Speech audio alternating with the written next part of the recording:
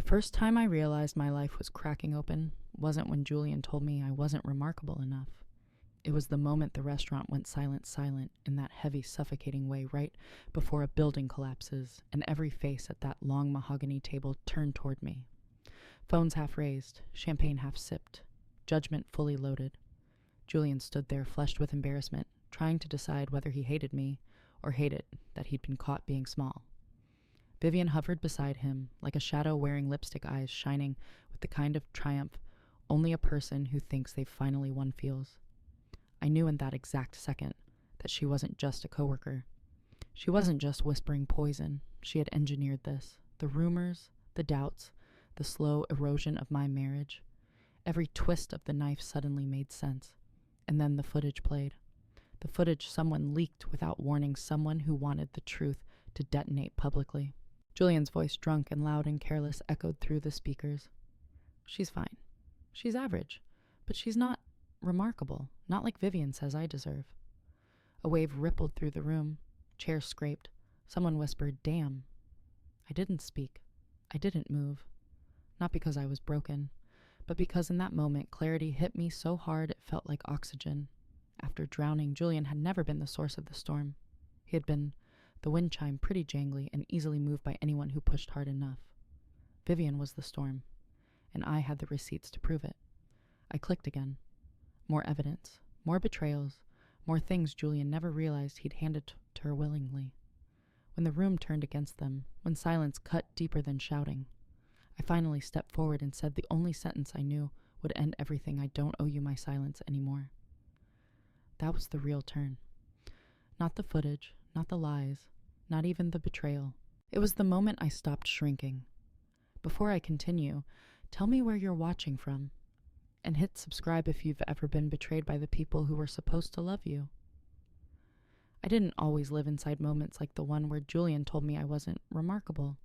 There was a time when mornings meant burnt toast, shared shower steam, and the sound of his laugh echoing through tiny apartments we could barely afford.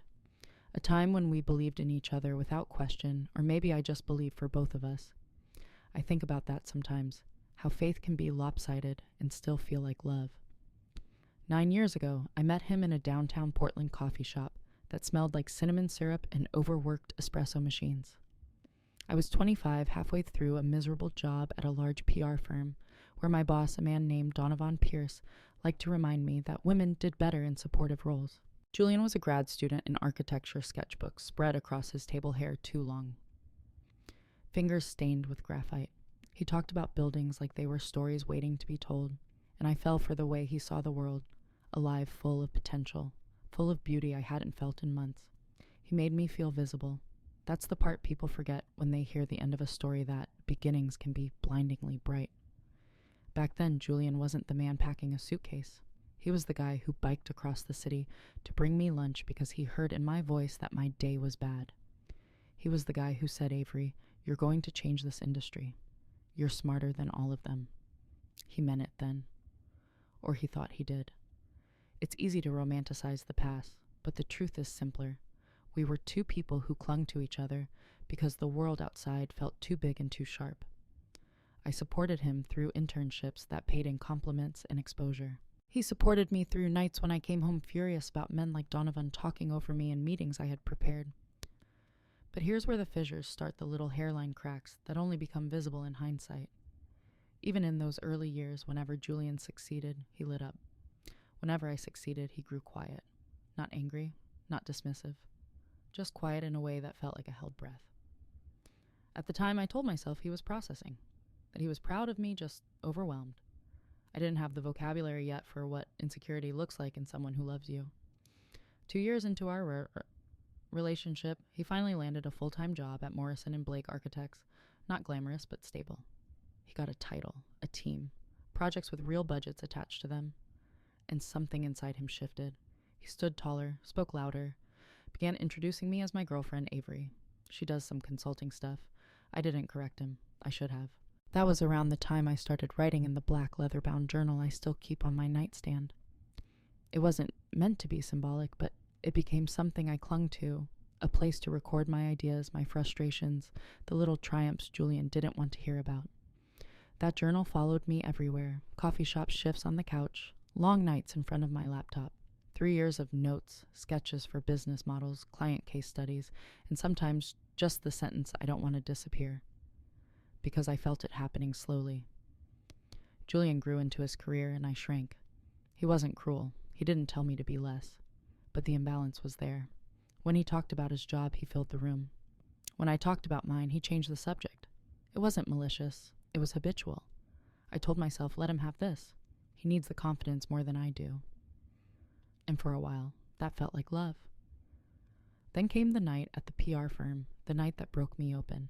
Donovan had shot down my proposal in front of 12 executives, then told me privately, "You're talented, Avery, but you're not the face clients want to see."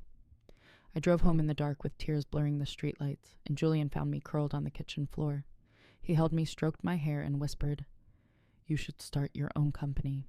You're better than these people." That was the last night he ever encouraged me to be big. 6 months later, I quit. With my savings and the remainder of a signing bonus, I started freelancing, helping small tech firms out of PR disasters. It was messy, unpredictable, but I felt alive again. And when Renee Dalton reached out with her idea, everything snapped into place. Renee was my college roommate, brilliant, relentless, able to translate high-level cybersecurity disasters into language CEOs could stomach. She'd seen me fall apart under the PR firm. She'd seen me rebuild myself. When she said, "Let's do this together," a crisis management firm, but smarter, faster, cleaner, I said yes without thinking. That was the birth of Hale Dalton and on crisis solutions. We worked in secret by design. Clients valued anonymity. We hid our names behind shell, LLC filings, quiet contracts, NDAs ironclad enough to terrify lawyers. We operated like shadows stepping in when companies were on fire, fixing everything and disappearing before anyone outside the boardroom knew we existed. Julian never asked, not once. He knew I was consulting, but whenever he asked, it was on autopilot, the way someone asks, "How was your day?" while scrolling through their phone. I'd start explaining a breakthrough or a high-stakes negotiation, and he'd respond with them and launch into his own updates. So I stopped telling him. That silence grew roots. It became its own reality, something we both lived inside without acknowledging. But here's the twist people never see coming. Silence can be both kindness and weapon. For years I used it to protect him. Later I learned how to use it to protect myself. Looking back, the turning point came during his big professional flop, the Green Line building project. He'd poured his soul into it, but the firm mismanaged the client, the design got cut in half, and the project collapsed publicly. He spiraled, his confidence shattered, and instead of turning to me, he pulled away, retreating into a version of himself that needed constant validation. He needed to be the successful one, the impressive one, the remarkable one. And to keep our peace, I let him be. Meanwhile, Hale Dalton grew faster than either Renee or I planned for. One client became 5, then 12. We were fixing data breaches, executive scandals, multi-million-dollar PR catastrophes. Our invoices had commas, lots of them, the kind of numbers that made accountants sit up straight. I started transferring money quietly into our joint account, rent, utilities, groceries. Julian never noticed. Or maybe he noticed and chose not to examine it too closely. Either way, the financial balance between us shifted until it wasn't a balance at all. I held everything and he floated above it. Power dynamics change relationships, sometimes subtly, sometimes violently. With us, it was subtle at first, but subtle fractures become obvious breaks when pressure hits them just right. Pressure arrived in the form of Julian's friends. I never fit with them, not really. Cole Barringer and Elias Hart had known Julian since college, 2 men built from competitiveness and subtle one-upmanship. They were the type who compared salaries in casual conversation and pretended not to. They loved Julian, but they also loved measuring him. And then there was Vivian Cross. She worked in PR at Julian's firm, gorgeous, sharp-tongued, always dressed like she had somewhere more important to be. She loved admiring Julian publicly, too publicly, complimenting his work, laughing a little too long at his jokes, offering unsolicited career insight. She understood how to get close to men like Julian, through admiration, first suggestion, second corrosion, third. The first time I heard her name in our kitchen, Julian said, "Vivian thinks I should push for lead designer on the Bexley project. She said I'm more talented than the others." I said, "Do you think she's right?" He didn't answer. He just smiled the kind of smile a man gives when someone new tells him he's extraordinary. That was the beginning of the end, though I didn't see it then. But Renee did. She said, "Avery, you're shrinking around him. Don't disappear just because he needs to feel tall." I brushed it off. You don't question a house while you're still living in it. You question it when it collapses on top of you. And collapse came in the form of a deal too big to stay hidden. Hellion Capital Group wanted to buy 60% of our firm, $21 million, $12.7 million directly to me. I stared at the wire transfer confirmation like it couldn't possibly be real. I should have told Julian. I know that. But every time I pictured his reaction, I saw the quiet look he used to give me when I talked about work, the look that made me feel like I was taking something from him just by existing. So I waited for the right moment, for a moment where he wouldn't take it as an attack, a threat, a wound to his pride. That moment never came. And when Julian told me his friends, especially Vivian, thought he could do better, something inside me clicked, snapped, froze. Because there's something uniquely devastating about realizing you've paid the rent, carried the bills, built a secret empire, and the man who benefits from all of it still sees you as small. When he packed that suitcase, he thought he was leaving a woman who had settled, a woman who should be grateful for his attention, a woman whose worth depended on his perception. He had no idea who I had become in the dark, no idea that the journal on my nightstand held 3 years of blueprints that would burn his entire assumptions to ash. And he definitely had no idea that the moment he walked out the door, my silence wasn't surrender. It was strategy. Because if he wanted a woman who wasn't remarkable, he had chosen the wrong one. And he wouldn't know just how wrong until it was far too late. When the door closed behind Julian, the silence didn't feel empty. It felt surgical, precise, like the room itself was waiting for my next move. I sat there for a long minute, staring at the faint imprint his suitcase wheels left on the rug. 7 years reduced to 2 crooked lines leading out the door. Then something shifted in me, a kind of click, like a lock turning inside the chest. I stood up, walked to the kitchen, and poured myself the cold coffee he'd brewed hours earlier. It tasted bitter metallic. Perfect. Exactly right for the moment I realized what had to come next. Rule number 1. I would not chase him. Silence would speak louder than grief. Julian needed noise, attention, reassurance, the performance of being wanted. My absence would crawl under his skin faster than any message I could send. He'd reach, and I'd let his hands close around nothing but air. Rule number 2. Document everything. Every transfer I'd made, every bill I'd paid, every cent funneling into our life from the career he never bothered to learn. Marianne Archer would have everything she needed. The truth wouldn't just be on my side, it would be weaponized. Rule number 3. Reveal nothing until the moment it hurts most. There was no point telling him about Hellion Capital now. Not when he'd react from fear or bruised pride. No, the reveal needed to be public, undeniable, the kind of the moment that cracked open his entire narrative. His birthday dinner, the place his ego felt the safest, the room filled with the friends who had whispered poison into his ear. Julian wanted a stage. Fine, I'd give him one. I opened my black leather journal, flipped past the years of notes, and wrote a single sentence at the bottom of the page. The game starts now. The bitterness in my chest eased, replaced by a calm so cold it felt almost holy. I wasn't breaking down. I wasn't collapsing. I was planning. Because this wasn't abandonment, it was alignment. And for the first time in years, I wasn't shrinking to fit inside his world. I was building my own. The first morning without Julian felt strangely bright, as if the sun hadn't gotten the memo that my marriage had quietly bled out on the hardwood floor. I woke to the faint hum of the city drifting through my window, the soft vibration of my phone buzzing with messages I had no intention of reading, and the unexpected weightlessness of a woman no longer performing for someone who never bothered to watch. I made coffee the way I liked it, strong enough to scrape the back of the throat, no sweetener, no concession to his preference for caramel creamer. I drank it standing at the kitchen counter barefoot, staring at the empty space where his mugs used to be. He'd taken them with him when he left, which I found almost laughable. He'd walked out on our marriage, but made sure to pack the mugs his sister had gifted us. The symbolism was almost too perfect. My black leather journal sat open where I'd left it the night before, the last line still sharp on the page. The game starts now. The truth was, this wasn't a game. Not really. A game implies rules, fairness, a mutual understanding of stakes. This was strategy. Crisis management. Reconstruction. The same skills I used to salvage multi-million-dollar tech disasters were now being applied to my own life.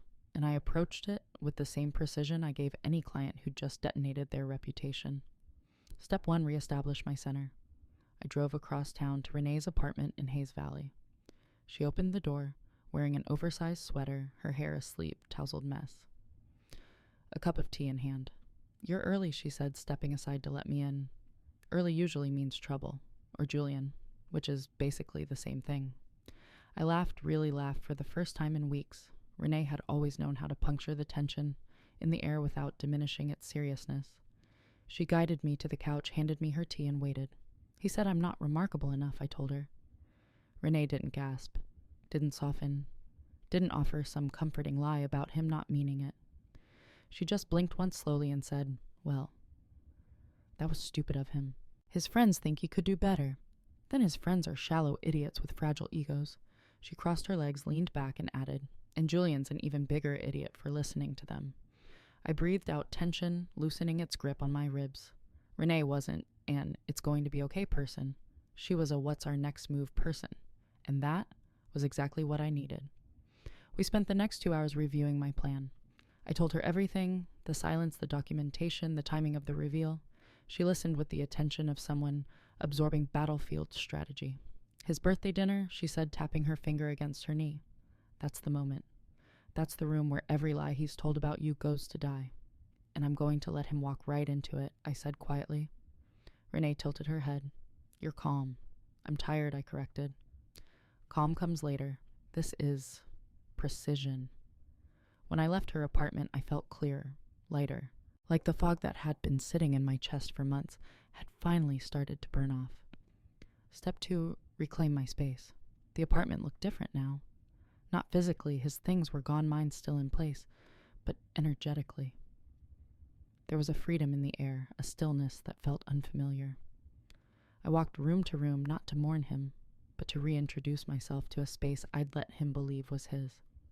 I opened windows. I rearranged bookshelves. I moved his framed architecture prints into a closet and hung my own design work in their place. Not out of spite, but because the walls finally deserved to reflect the life being lived inside them. In the bedroom, I changed the sheets. Not because they smelled like him, they didn't, but because I wanted them to smell like me. Clean linen, lavender, something untouched by the residue of disappointment. Then I sat on the bed and breathed. Slow, deep, controlled. Step 3, return to the work that defined me. Hale Dalton Crisis Solutions wasn't just a business. It was the culmination of 3 years of midnight strategy calls, squeals, red-eye flights, NDAs thicker than bricks, and saving companies from collapse, while my own personal life thought to have quietly cracked at the seams. Renee and I had built something rare, an elite crisis management firm, small enough to be discreet, powerful enough to be feared, smart enough to handle the kinds of corporate fires other firms refused to touch. Walking into our office on Sutter Street always felt like stepping into a sharper version of myself. Glass walls, steel accents, minimal decor, vitriol, clean, intentional, efficient. Renee was behind her desk when I walked in, her tone shifting instantly from friend to business partner. "You're early," she said again, but this time with a smirk. "Good. We need to be proactive." She slid a file toward me. "Hellion Capital wants the final projections before the board meeting. They also want confirmation that you're prepared to go public with your identity." I scanned the papers. Numbers, timelines, legal commitments, my future wrapped in neat financial rows and legal paragraphs. "I'm ready," I said. Renee lifted an eyebrow. "Are you yes? Then say it without clenching your jaw." I unclenched my jaw. She nodded. "Better." For the rest of the day, we worked through every possible angle of the acquisition, what it meant for employee contracts, how the transition would affect longtime clients, how media exposure could shift the type of crises we'd be hired to handle. Every conversation sharpened me.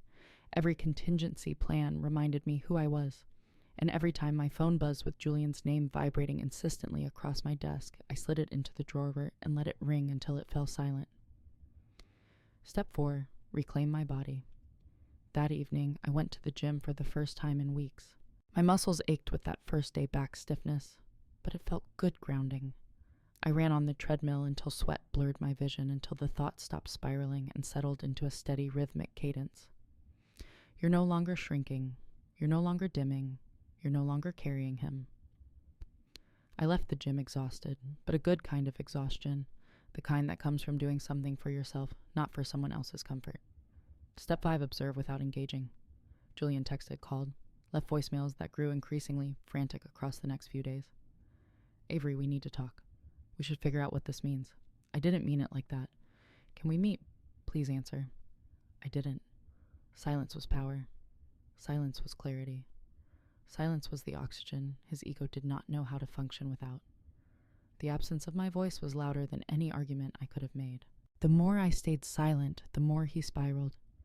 Renee saw it first when one of her friends at Julian's firm mentioned he'd shown up late to a meeting looking like he hadn't slept. The mask was slipping. His control was unraveling, exactly as expected. Because progress isn't always loud. Sometimes it's just the quiet rebuilding of a woman who finally realizes she never needed the person who walked away. By the end of the first week, my silence had become its own kind of architecture. Clean lines, sharp corners. No room for excuses to hide in the shadows. The absence carved itself into Julian's routine, and I could feel it from miles away.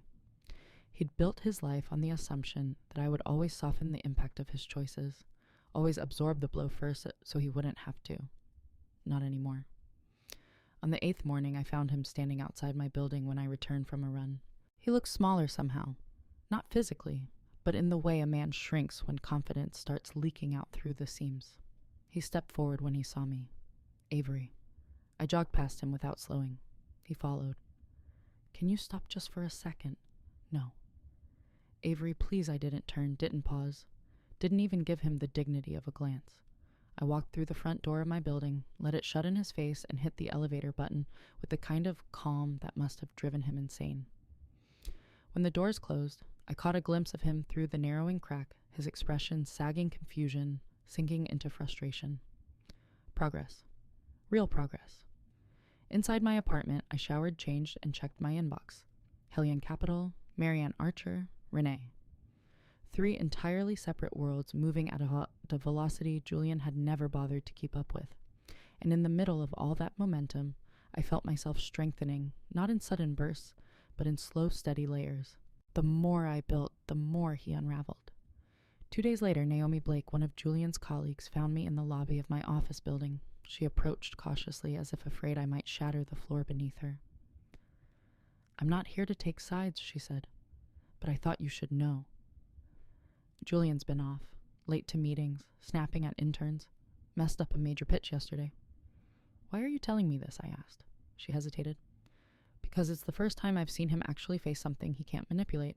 That hit harder than I expected. Julian always believed discomfort was optional, something other people had to feel, not him.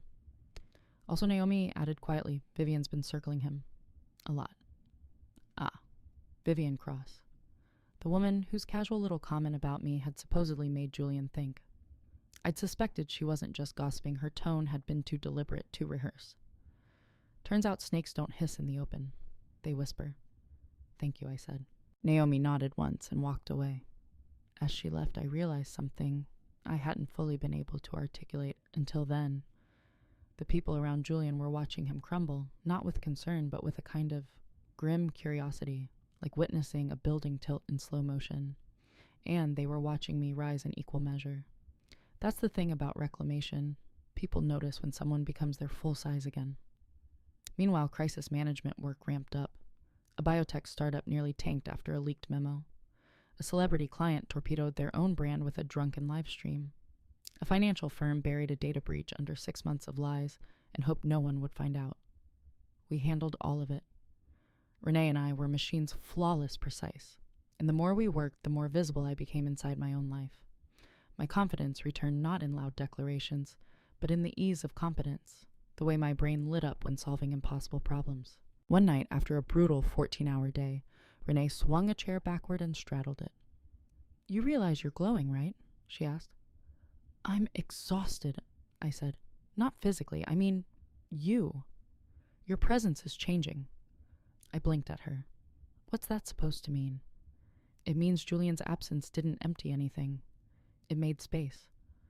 I leaned back in my chair, letting the words settle. They didn't sting. They didn't soothe. They just fit. Later that week, Hellion scheduled a final pre-acquisition verification call. The kind where they ask every invasive question possible to ensure they aren't investing millions into a fraud or a fluke. 3 suits from New York joined the call, and within minutes they were firing questions rapid fire. What was your year-over-year growth? How do you vet confidential clients? What was your first catastrophic case win? Who handles internal audits? What's your public positioning strategy post-acquisition? I answered every question without looking at notes. Calm, controlled, certain. By the end of the call, one of the executives said, "Miss Hale, you're sharper than the last 5 firms we bought combined. Why weren't you on our radar sooner?" I gave him a thin smile. Some of us do our best work before anyone realizes we're in the room. Renee snorted. The exec laughed. And I felt something bloom in my chest, pride the real kind, unobscured by Julian's shadow. But progress isn't just forward motion, it's clarity. And clarity brings revelations, some welcome, some not. 2 nights later, I found an envelope slipped under my apartment door. No name, no return address. Inside was a printout of a text message thread between Julian and Vivian Cross. I sat on the couch and read every line, slowly, carefully, with the steady pulse of someone cataloging evidence. Vivian. She doesn't challenge you. Men like you need partners who elevate your trajectory, not weigh it down. Julian Avery doesn't weigh me down. Vivian maybe not. But she doesn't elevate you either.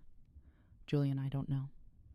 Vivian, if you weren't tied to her, you could step into bigger projects, leadership roles, opportunities you can't access when you're the only ambitious one in your marriage. It was exact, cold, manipulative, and it wasn't just petty gossip. It was orchestrated, calculated, aimed. The file ended with one last message from Vivian to someone unnamed. He's almost there, just needs the push. I sat back slowly, the paper resting on my lap, my pulse crawling into a slow drum. So that was the truth. Julian hadn't just absorbed a careless insult. He'd been coached into believing it, coaxed into doubting me, nudged into thinking he deserved better, and he'd swallowed every line whole. Instead of anger, something colder filled me, something cleaner, like glass. I folded the printout, neatly placed it inside my journal, and wrote one sentence beside it. Let them think they're ahead. Because progress, when done right, looks like nothing at all until the moment it becomes impossible to ignore. In the meantime, Julian spiraled. He sent messages he'd never dared send before. You're different. Did someone else say something to you? Vivian thinks you're overreacting. I'm confused. Can we just reset? I need you to talk to me. Please. Every text got shorter, more frantic, less composed. The change wasn't subtle. It was seismic. Cole and Elias reached out too, both dancing around the same undertone Julian was unraveling, and they didn't know what to do with the version of him they'd helped create. Good. Let them sit in the discomfort. Let them choke on it. By the time the second weekend rolled around, I realized something. Julian wasn't just losing control of me. He was losing control of his narrative, and that was the one thing a man like him could never survive. Because in the slow rebuilding of myself, my space, my work, my identity, I wasn't just reclaiming what he'd underestimated. I was preparing. Quietly, strategically. For the moment everything would flip, and Julian would finally see the woman he'd walked away from, the one he never bothered to look at. The first real crack didn't show up in Julian's messages. It showed up on the front page of his firm's internal Slack channel. A screenshot Renee sent me at 7:12 in the morning. The message was from an anonymous coworker, but the tone was unmistakable smug, simmering delighted to watch a man slip on his own ego. Is it true Mercer walked out on his wife because she wasn't remarkable enough? And she turned out to be a multi-million-dollar founder asking for product allocation purposes. The thread exploded beneath it, reaction emojis.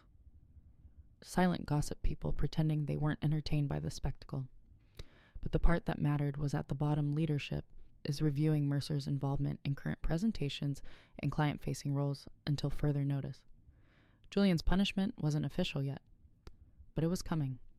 That's the thing about public humiliation. Men like Julian crumble in the echo, not the impact. Within 20 minutes, he texted me. Did you tell people at my firm I didn't respond? 30 seconds later, someone leaked something. This is getting out of control. Still nothing. A full minute this time, Avery. I need you to talk to me. Need. That word carried more sincerity than anything he'd said when he was packing his suitcase. I slid my phone into my pocket and left for work. Let him sweat. Let him realize silence is not absence. It's power. By noon, the whispers had spread outside his firm. A tech blogger with a reputation for stirring the pot posted a blind item rant titled, "When You Leave Your Wife for Not Being Impressive, and She's Out There Building Empires." The comments section speculated wildly, building theories about unnamed architect husband and invisible CEO wife. The story wasn't linked to me, not yet, but the proximity was enough to stir the water around his ankles. By the afternoon, he'd escalated. "Avery, this is damaging my career." "Avery, my boss wants a meeting." "Avery, are you seriously ignoring me? Avery, I'm coming by." That last line made my blood go cold. Not fear, not anxiety, but a rigid steel settling into my spine. I'd changed the locks weeks ago, but a man like Julian didn't need a key. He just needed entitlement. I texted back one sentence, "Do not come here." 20 seconds later, "Why? Because you don't live here anymore." My phone stayed mercifully quiet for the next few hours. But complications don't show up politely. They arrive all at once, slamming into each other like dominoes in a burning room. Late afternoon, Marianne Archer called. "Avery, where are you in the office? Why you need to sit down?" I sat. "Julian retained legal counsel. He's hired Richard Castellano." I closed my eyes. Castellano, the courtroom pit bull, the man known for turning divorce filings into televised bloodbaths, even when no cameras were allowed. "What does he want?" I asked. "A share of your company," Marianne said calmly. "Projected percentages, future earnings, all of it. He's claiming your marriage gave you stability and emotional infrastructure to build Hale Dalton." I laughed. Actually laughed. It sounded metallic. "He wants my company. He wants your leverage." Marianne exhaled.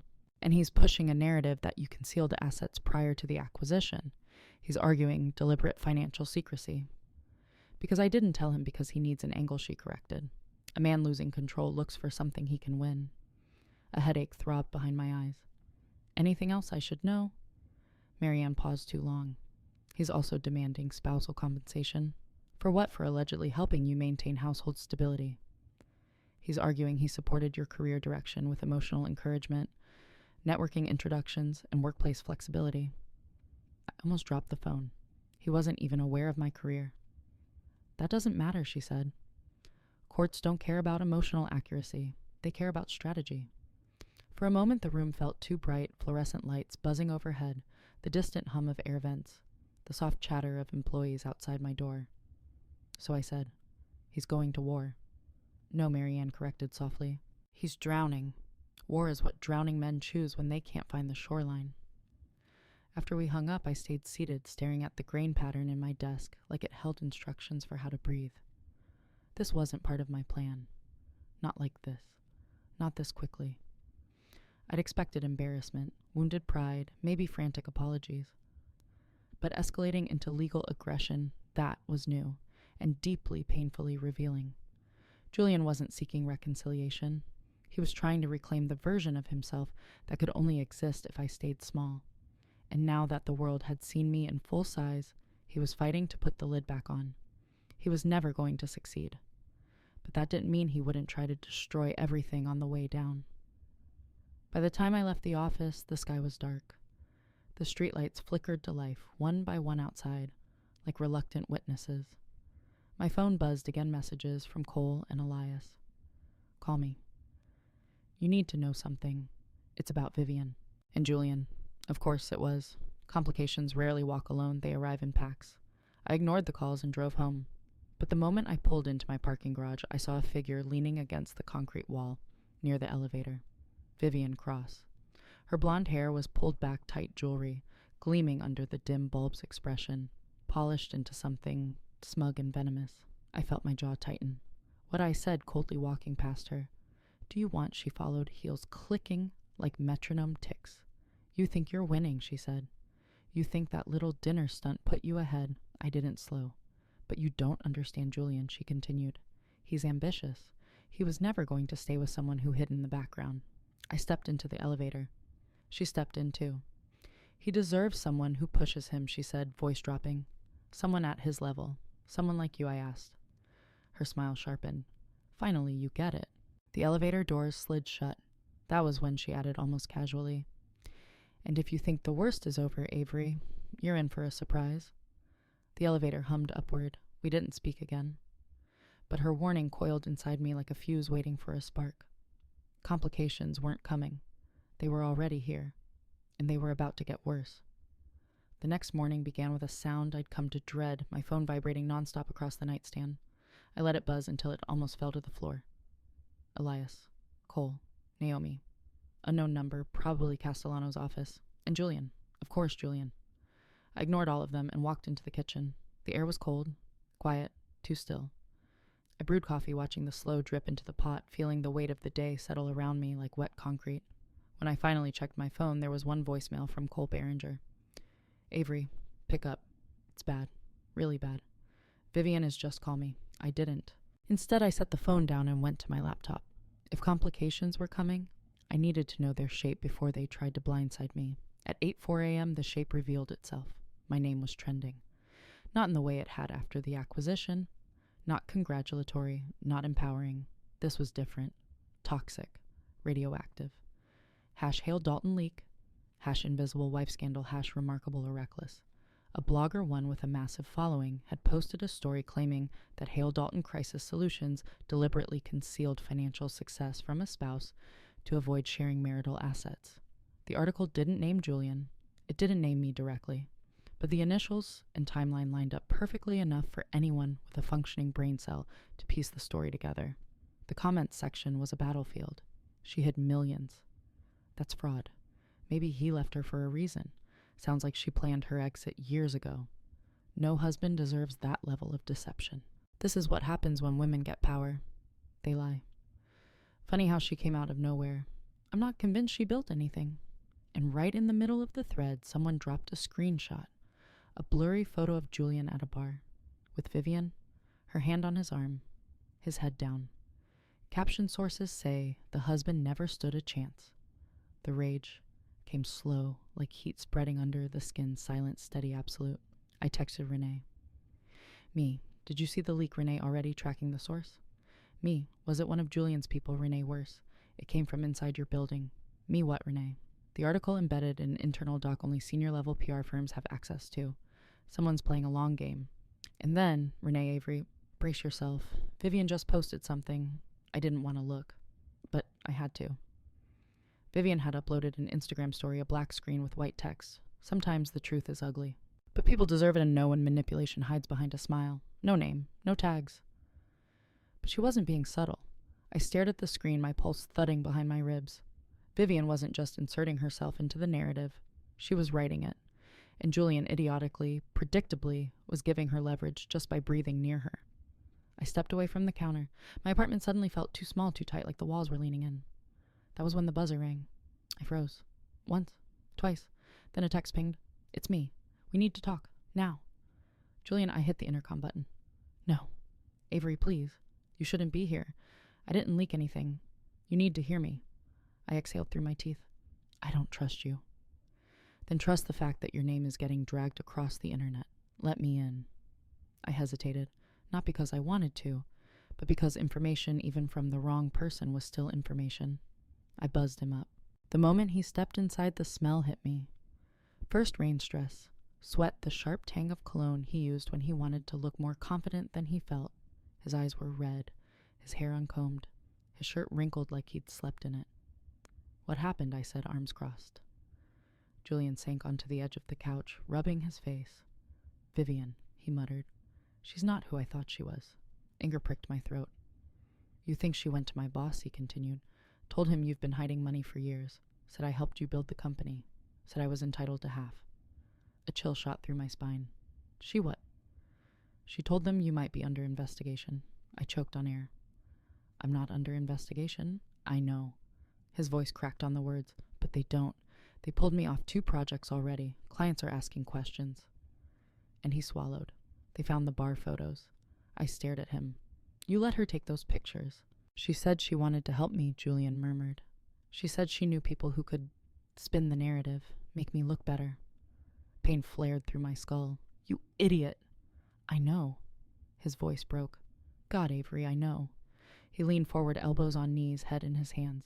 She told me you were dangerous, he whispered. Manipulative. That hiding money was just the beginning. And I believed her. I believed every word. His confession should have felt like vindication. It didn't. It felt like someone had reached into my lungs and wrung them dry. You weren't just reckless, I said quietly. You were eager. You wanted to believe the worst version of me because it made you the victim. Julian didn't deny it. He didn't say anything. He just looked up at me, eyes hollow. I didn't leak the documents, he said, but Vivian did. I know she did. And she has more. I saw her phone. She has voice memos, screenshots, messages taken out of context. My throat tightened. How much? A lot. And she's planning to use them against me. He nodded slowly.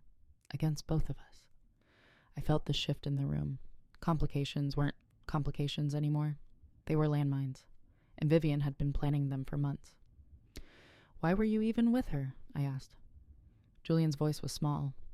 Because she told me I was exceptional. The room went silent. Dead silent. There it was. The truth he'd never admit until everything else was burning. He didn't leave because I wasn't remarkable. He left because I wasn't worshipping him. And Vivian did. I stepped back from him. Not physically, emotionally. That final inch of distance you can't come back from. I want her gone, I said. Out of my name. Out of my company. Out of this story. Julian swallowed. How simple. I pulled out my phone. I'm going to do what I do best, and what's that? I met his eyes. Control the narrative. Julian looked terrified. Good. Because for the first time since he'd walked out with that suitcase, he finally understood what he'd started, and what I was about to finish. I didn't choose Atelier Rousseau because it was beautiful. I chose it because Julian loved the place. He'd always said it made him feel like someone important eats here. The dim amber lighting, the velvet booths, the bar lined with bottles so expensive they looked like museum pieces. All of it fed his ego like oxygen. Poetic, really, that the place built to inflate him would be the place that finally crushed him. I booked the private banquet room under his name. Told the restaurant it was a birthday event. Told them to prepare the projector setup. Told them to make sure every guest arrived 15 minutes early. Control the narrative. The most essential rule in crisis management is simple environment dictates power. And tonight I owned the environment. When I walked into the restaurant, the maitre d' straightened immediately. She knew me. Renee and I had handled a PR disaster here a year earlier, when their head chef had an affair with a food critic and her review nearly tanked the brand. In exchange for saving their reputation, I'd earned a lifetime of subtle favors. An open table, a private room, a staff that always followed instructions without questions. Perfect.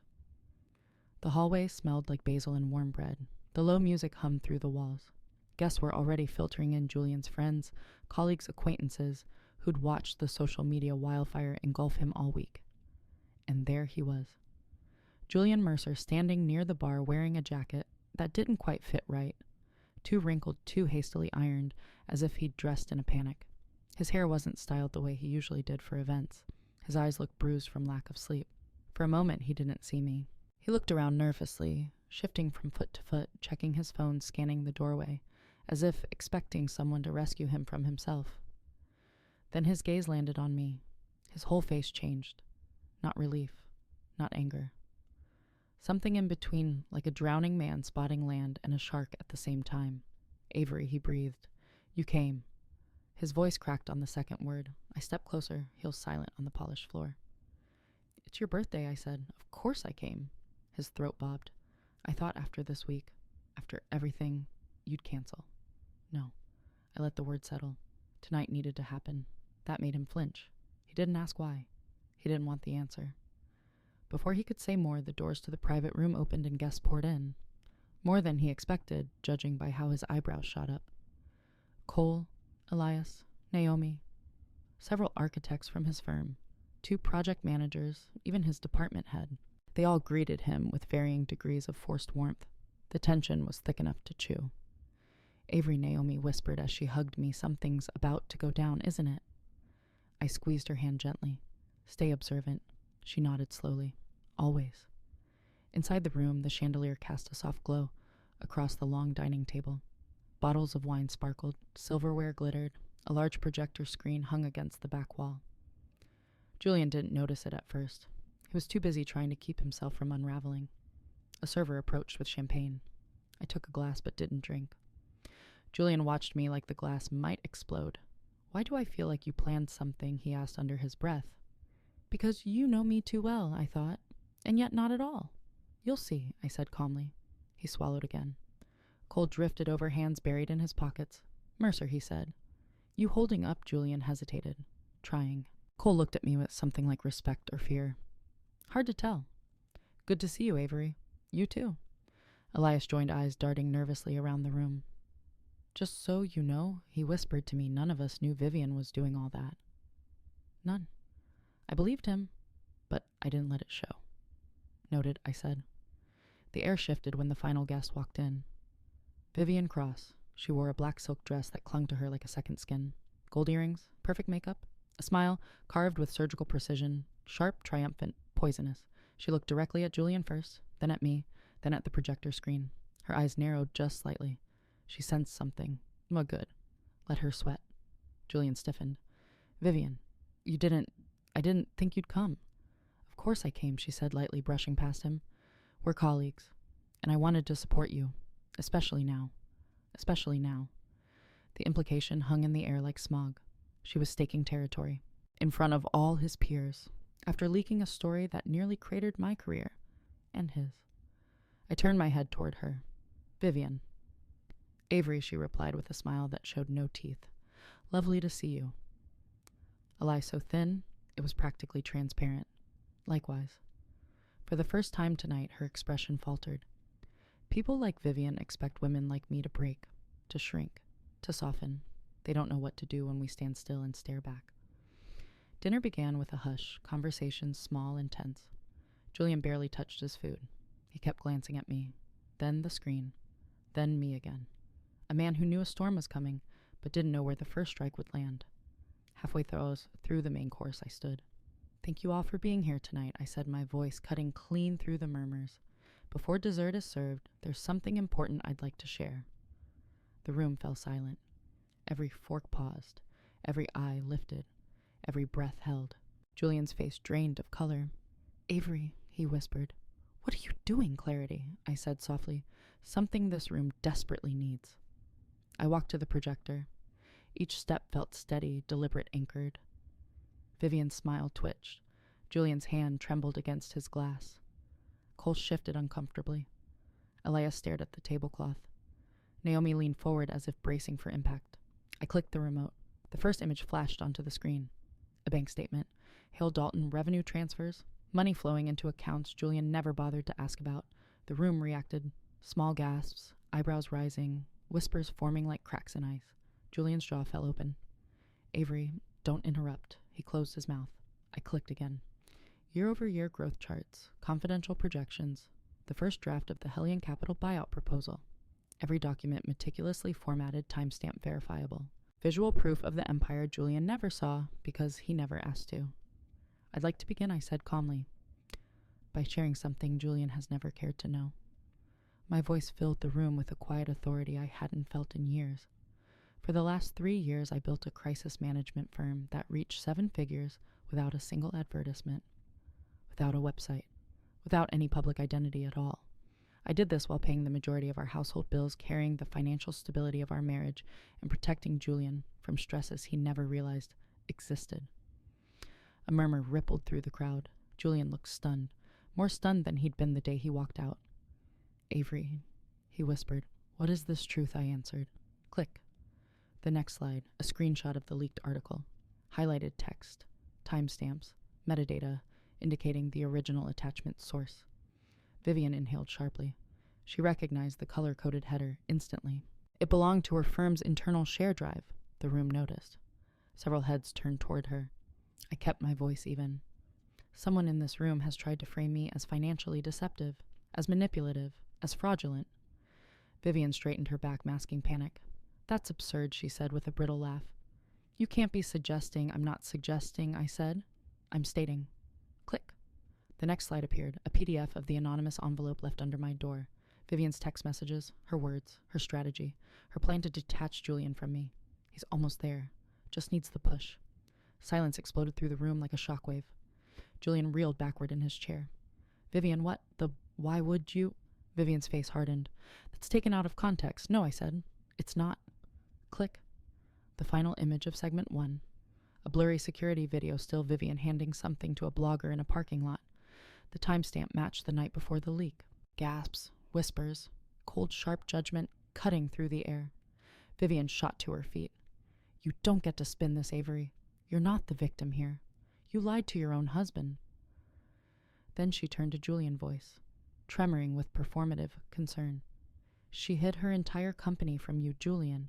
How could you not see that Julian stared between us, panic morphing into something uglier humiliation? I didn't see anything he said quietly. I never looked. The room hung on that sentence. My heartbeat slowed. Control the narrative. The moment was coming. Not yet, but close. Very close. The room didn't breathe.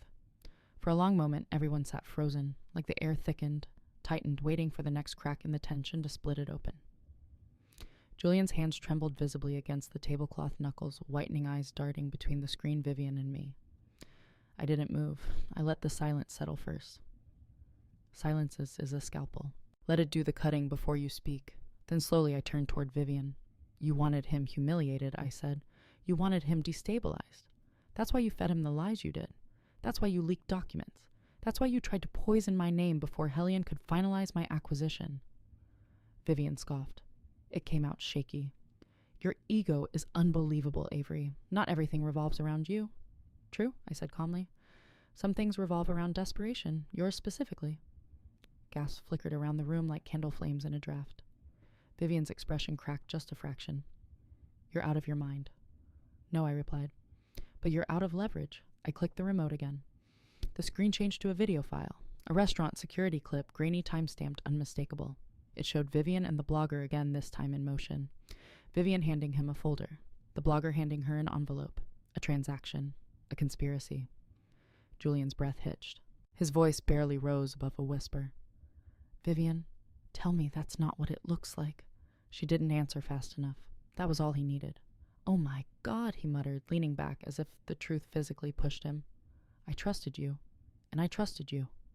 Vivian snapped, losing her veneer. I helped you. I protected you. I gave you opportunities you'd never have gotten without me. You sabotaged my marriage, he shot back. She actually laughed.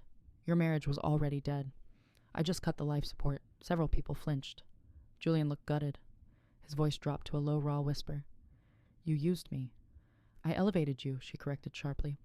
And don't pretend you didn't love it. Every compliment, every push.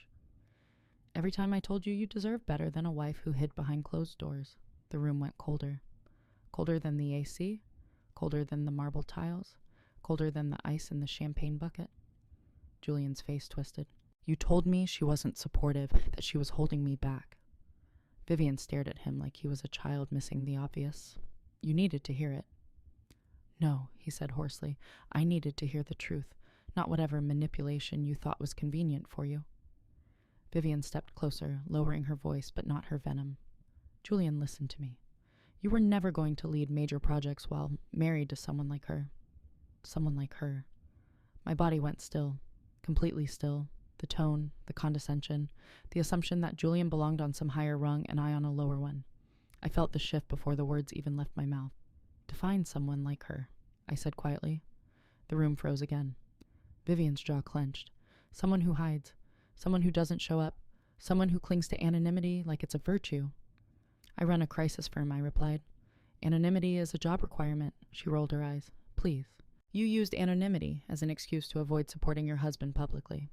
Meanwhile, I showed up to everything for him. Because you wanted everyone to see you beside him, I said. There's a difference between support and performance. Julian shut his eyes. Vivian snapped toward him. Are you really letting her twist this?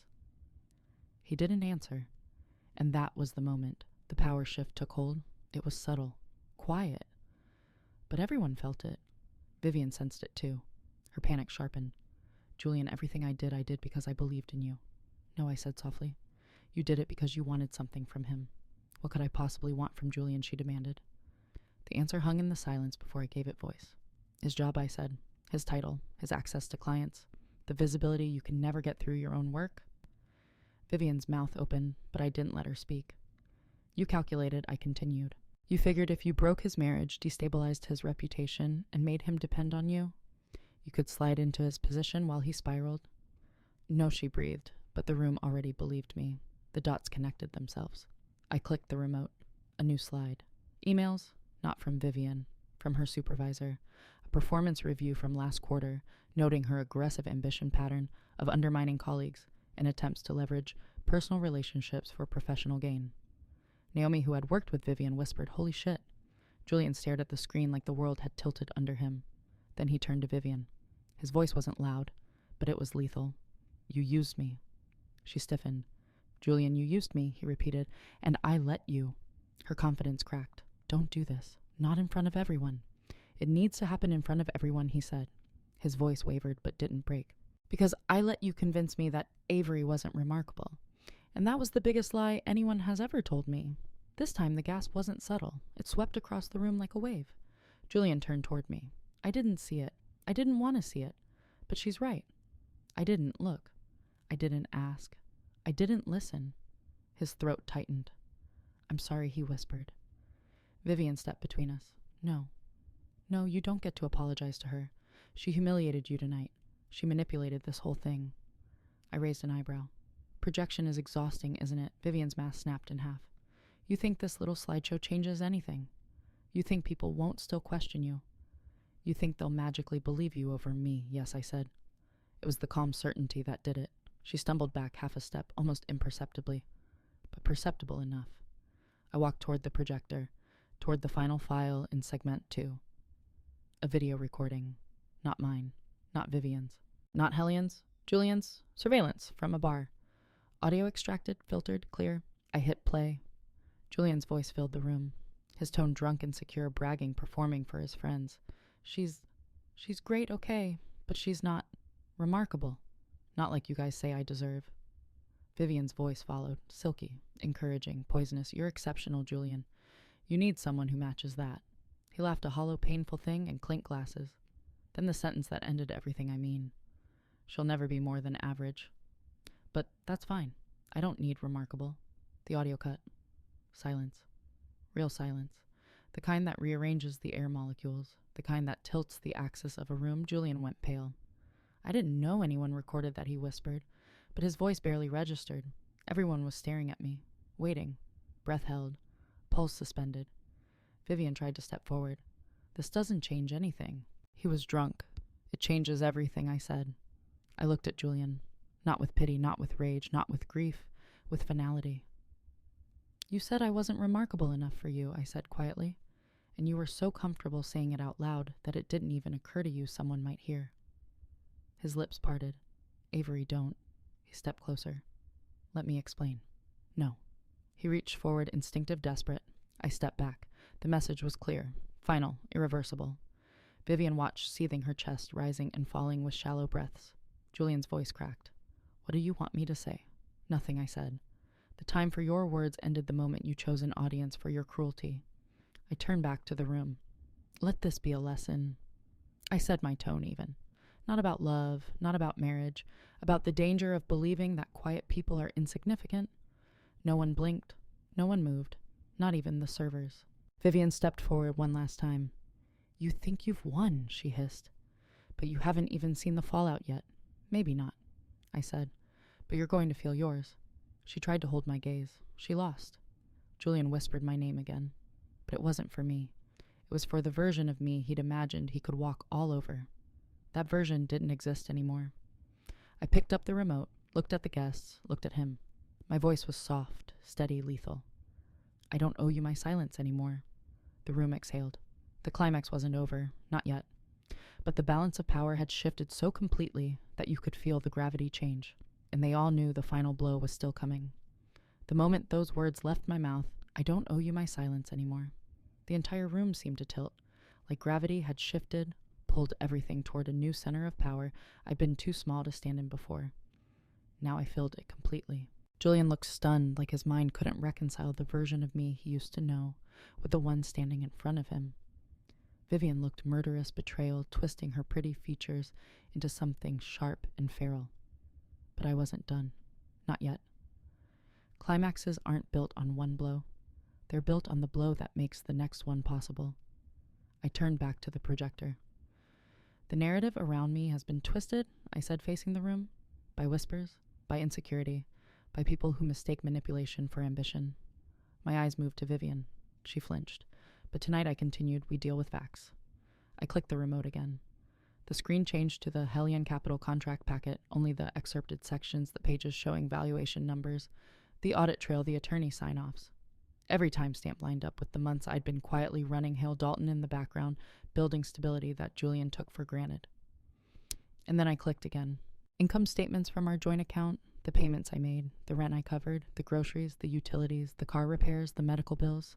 Every documented expense showing that for 3 straight years, Julian contributed almost nothing financially.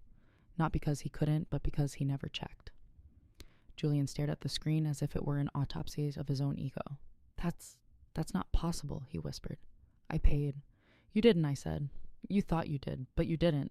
You just never asked why everything always worked out. His jaw tightened. Why didn't you tell me? Because you didn't want to know. The room absorbed that quietly, painfully, honestly. Julian stood slowly as if his legs had gone numb. Are you saying, he said shakily, that everything I thought I was contributing? You were handling behind the scenes, yes. And you never said anything I tried, I said. You didn't want to hear it. Silence. Heavy. Dense. Humiliating. Julian pressed his palms against his eyes. God, I was so stupid. Vivian scoffed too loudly, too harshly. You're all falling for her performance. She hid money. She hid an entire company. Vivian, I interrupted. Sit down. Her nostrils flared. You don't get to tell me. No, I said. But the truth does. I clicked again. A final slide. The voice memo. The one I'd nearly forgotten I had sent to me anonymously earlier that day, right before Julian showed up at my apartment. I hadn't known who sent it. Maybe Naomi. Maybe someone from Julian's firm. Maybe a stranger who hated Vivian more than they feared getting caught. But the identity didn't matter. The content did. A black screen appeared on the projection, then the audio. Vivian's voice. Clearer than any recording so far. If Julian falls hard enough, they'll need someone to take the lead on the Bexley pitch. Someone with visibility. Someone the partners already trust. A pause. Then her again. Once he realizes Avery's not who he thinks she is, he'll crumble. And when he does, I'll be the one standing beside him. I'll be untouchable. Gasps erupted. Chairs shifted. Someone whispered holy shit under their breath. Even the servers froze. Vivian's face drained of color. That's edited, she stammered. You doctored that. That's not stop, I said. She shook her head violently. No, this is ridiculous. You don't have proof. You don't have context. You, Vivian, Naomi said sharply. We all know your voice. Her mouth snapped shut. The room wasn't confused, or torn, or conflicted. The room believed me, because everything added up. Every lie, every rumor, every manipulation, every desperate attempt to destabilize Julian while pretending to lift him up. Vivian's ambition had rotted into sabotage, and now the rot was exposed under bright restaurant lights. Julian's voice cracked open the silence. Vivian, he whispered, why did you do all this? She stared at him like she couldn't comprehend the question. Because you deserve more. Because you were drowning with Avery and you didn't even see it. Because I thought her breathing hitched. I thought, if I helped you rise, you'd choose me. Oh. There it was. The pathetic, misplaced hope at the core of everything she'd done. Julian looked horrified. You thought, Vivian, I know, she snapped. I know you didn't promise anything, but I gave you everything. I gave you support, encouragement, praise. I believed in you when she refused to. She didn't refuse, Julian said quietly. She just didn't perform it publicly. Vivian blinked, her composure unraveling thread by thread. She hid in the shadows. She didn't believe in your potential. Julian turned to me, and for the first time in this entire nightmare, there was clarity in his eyes. Avery believed in me more than anyone ever did, he said softly. I just didn't know how to handle it when she grew beyond what I expected. The words pierced the air. Vivian shook her head. No, you don't get to backpedal, Vivian, Julian said. Stop. She froze. It was maybe the first time he'd ever used that tone with her. He swallowed, voice trembling. I let you talk me into thinking she wasn't enough. I let you feed every insecurity I had. I let you convince me my wife was smaller than she really was. I didn't. You did, he said. And I let you because I was weak. The word hung there. Weak. Julian Mercer, who'd built his self-worth on the illusion of strength, saying the truth out loud. Vivian's expression twisted. You're blaming me for your marriage falling apart, no, Julian said. I'm blaming me. That landed harder than anything else tonight. He turned toward me. Avery, I don't expect forgiveness. I just don't, I said softly. But no. My voice wasn't cruel. It wasn't angry. It was final. Unrecoverable. You spent years needing to be the most remarkable person in every room, I continued. And when I stopped shrinking to keep you comfortable, you mistook that for betrayal. Julian flinched. You told me your friends didn't think I was remarkable enough. But the truth is, I paused, letting the sentence fill the air. You weren't remarkable enough for me. The blow was clean, not loud, not vicious, just honest. Julian staggered back a step as if the truth had physically struck him. Vivian's voice cracked in desperation. So what? You planned this whole night to humiliate us, to make us look small. I met her gaze. I didn't make you look small, I said. I showed the room your actual size. The room rippled with murmurs. Vivian looked around desperately, seeking support and ally, anyone to catch her.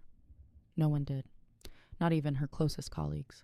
Power had shifted so completely that she was already fading from relevance. Julian swallowed. Avery, if there's anything I can do, there isn't. His eyes watered. That doesn't mean I won't spend the rest of my life regretting this. That's your burden, I replied, not mine. I stepped away from the projector. The room parted for me. People leaned back, shoulders, tense eyes wide, like they were watching someone do something impossible and beautiful and terrifying all at once.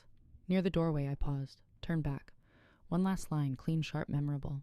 You broke us because you couldn't handle who I was becoming. And now you get to live with who I became. No one spoke, not Julian, not Vivian, not anyone in that overcrowded, overheated, painfully silent room. I walked out. My heels clicked against the marble floor like punctuation marks. Every step felt like shedding a weight I'd been carrying for years. Every breath cleaner, every thought stronger. Behind me, I heard voices rising. Julian confronting Vivian colleagues, whispering servers, murmuring forks clattering as tension finally broke. But none of it touched me. I pushed open the restaurant doors. Cold night air rushed in, crisp and liberating. I stepped outside, lifted my chin, and exhaled. The climax was over. But the real victory, the truth, was still waiting, and I was walking toward it. The night after the showdown at Atelier Rousseau felt unreal. Too quiet, too. Still like the city had taken a breath and forgotten how to exhale. I walked home through streets washed in neon, reflected off rain-soaked pavement. My heels clicking in a rhythm that didn't quite match my heartbeat. I had walked out of that room victorious, but victory doesn't settle immediately. It drifts, it circles, it waits for you to acknowledge it. When I reached my apartment, I didn't turn on the lights. I let the darkness settle around me like a blanket I had earned. My pulse was still uneven, my thoughts still sharp with adrenaline. But underneath all of that was something steadier, a certainty. Julian and Vivian's empire of lies had collapsed in public, but my next steps had to be chosen in private. I showered, washed the weight of the night off my skin, put on soft cotton clothes, and finally sat at my dining table with my black leather journal. The page stared back at me, still holding the sentence I wrote the night Julian left. The game starts now. I uncapped my pen and wrote beneath it. The truth wins louder when you let others expose themselves first. It felt fitting. It felt earned. As I closed the journal, my phone buzzed. Marianne Archer. I answered. You saw the fallout, I saw the live stream, she said dryly. Half the room was secretly recording the spectacle. It's everywhere now. I froze. Live stream. Not officially, she clarified. But let's just say someone at the restaurant decided the world needed front row seats to that implosion. #remarkable Avery is trending again. I exhaled slow, disbelieving. Are you telling me the entire confrontation leaked? Yes, she said. And before you panic, it's in your favor, completely. You didn't raise your voice once. You stayed composed. You presented facts, not emotions. Julian and Vivian look unhinged. My pulse steadied again. This wasn't a scandal. This was validation. And the legal side, I asked quietly. That's why I'm calling, Marianne replied. Julian's claim for financial concealment just collapsed. Public sentiment alone won't decide a court case, but it definitely influences how aggressive his lawyer chooses to be. Castellano will now want to settle quietly. A soft smile tugged at my mouth. He won't get that chance. I didn't think so, Marianne said. I could hear her smile in her voice. So tell me, what is your next move? I looked out the window. The city glowed beneath me, alive, restless, humming.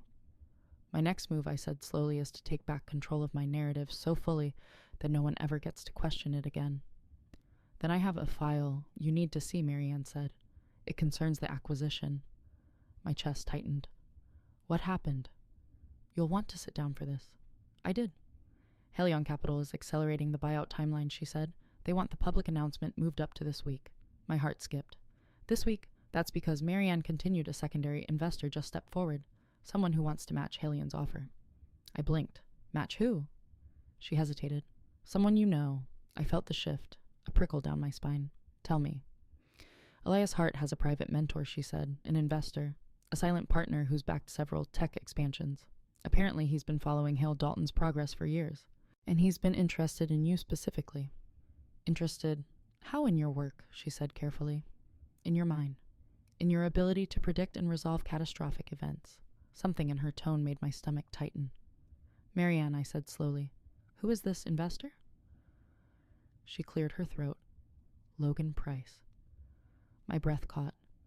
Logan Price, the man I once almost partnered with, the man who'd offered to fund my early freelance years before Hale Dalton existed, the man who had hinted too softly, too sincerely that he had feelings beyond professional admiration.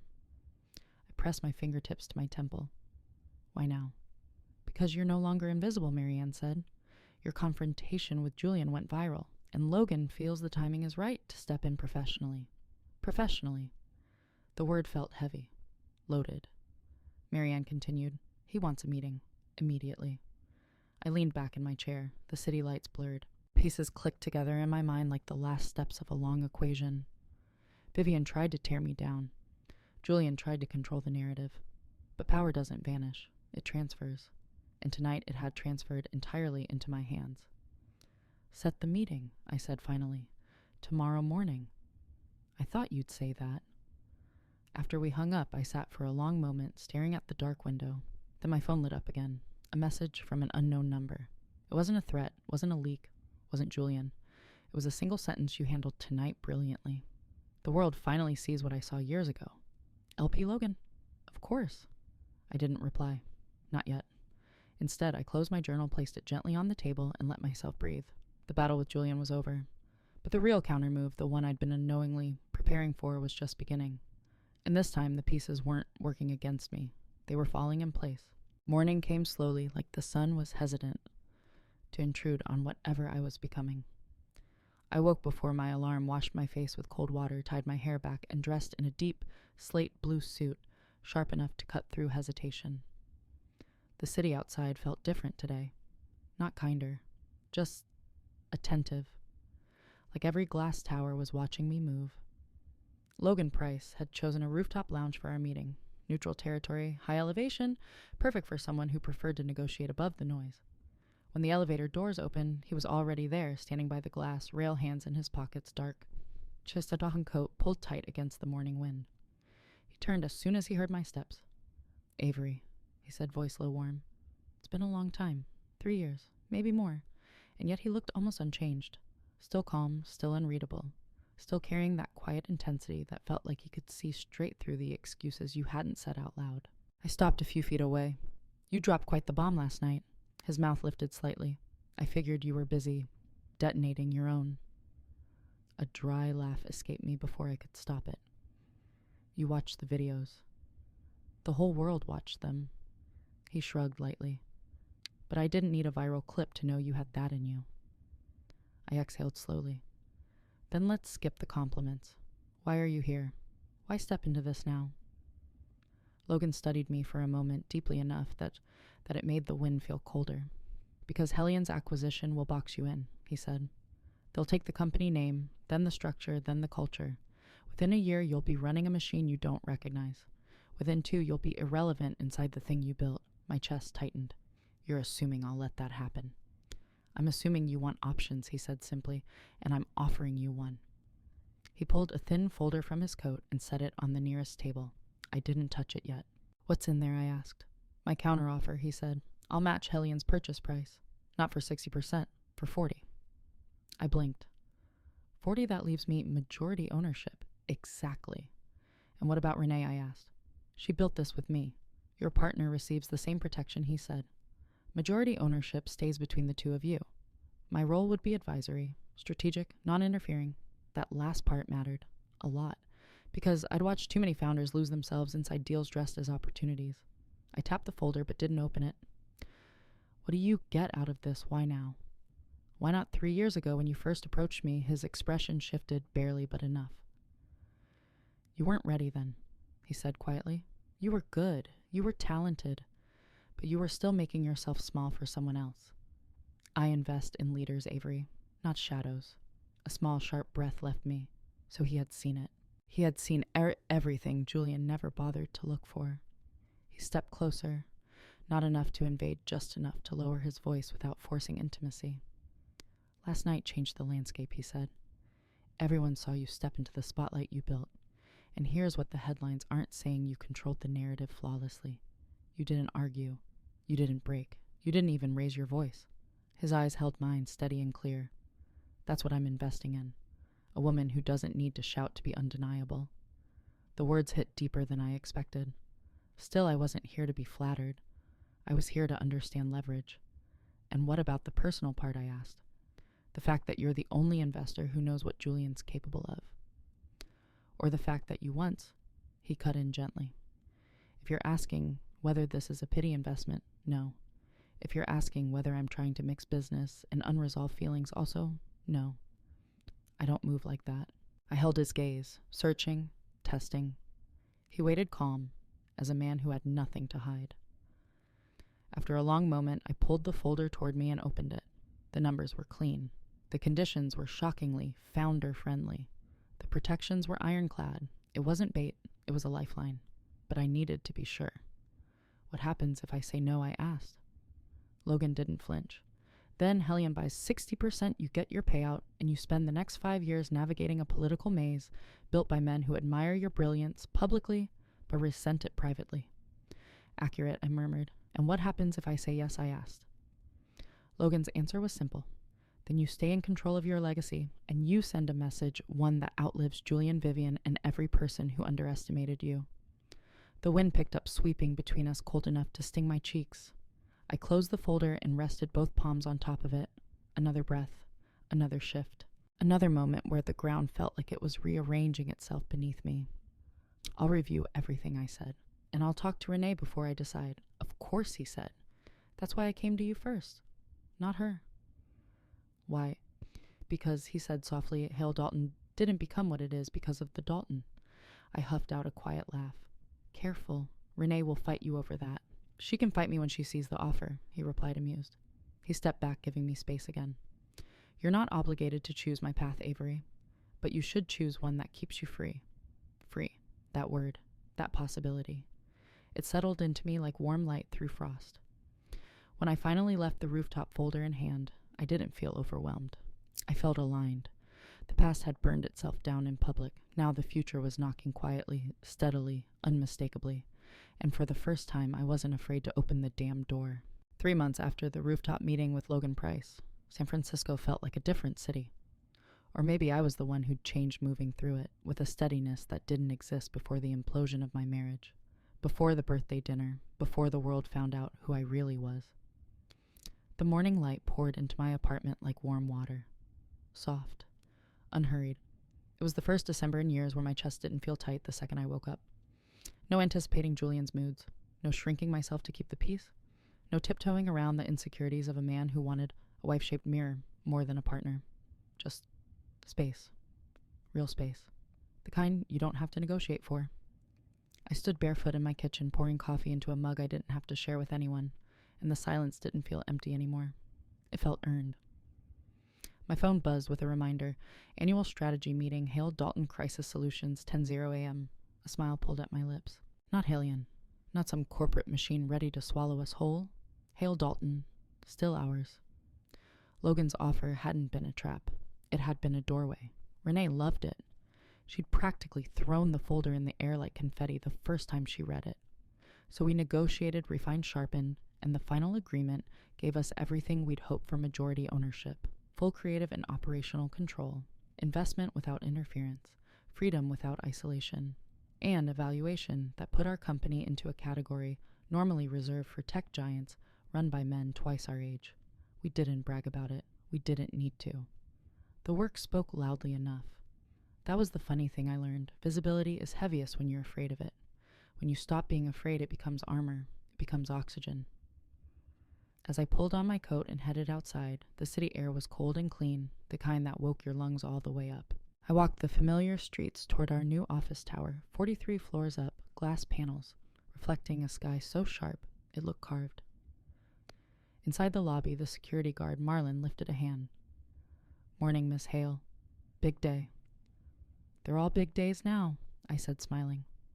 When the elevator doors closed around me and rose with that soft, metallic hum, I caught a glimpse of my reflection hair pulled back in a sleek, twisted, tailored coat, eyes steadier than they'd been in years. I looked like a woman who owned her life, not borrowed it, not survived it, owned it. The doors opened onto our floor, and the energy hit me instantly, voices echoing from conference rooms, keyboards clicking, the low hum of strategists building answers to the world's worst crises. All of them here because Renee and I had built something from nothing. Renee spotted me from across the room and waved me into her office. She had 2 coffees ready, mine already fixed exactly how I liked it. "You look calm," she said, leaning back in her chair. "Disturbingly calm." "I slept," I said. 8 hours, she raised an eyebrow. Avery Hale slept. That's my twist of the year. I laughed and sank into the chair across from her. The sunlight hit her short auburn hair like a copper halo. "How's the inbox?" I asked. "Chaotic," she said, "but the good kind. 3 new clients, 2 speaking invitations," and she slid her laptop toward me, grinning. "The Forbes list." I felt my breath catch. There it was. My name. Her name. Our company. Under 40, the women rewriting crisis leadership. I traced the letters with my eyes not touching the screen, but feeling the weight of it anyway. "Feels different seeing it, doesn't it?" Renee said softly.